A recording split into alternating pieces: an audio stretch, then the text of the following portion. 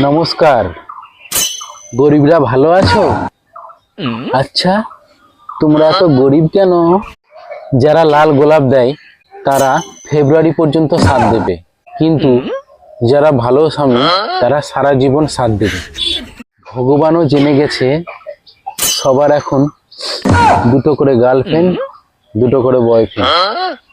সেই জন্যে সরস্বতী পুজো দুদিন হচ্ছে। স্ত্রী আর পাকিস্তানের রাশি একই।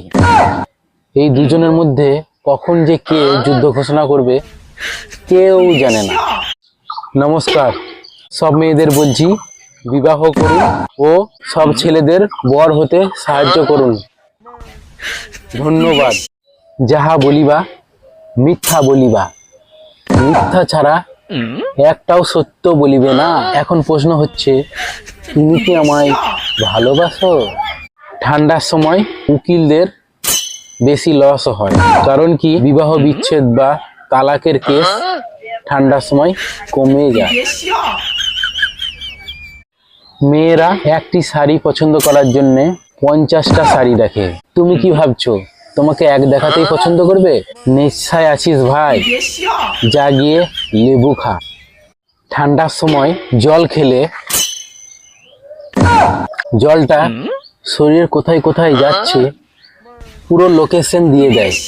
আমি একবারেই সময় অপচয় করি না, হয় রিলস দেখি আর না হলে শুয়ে।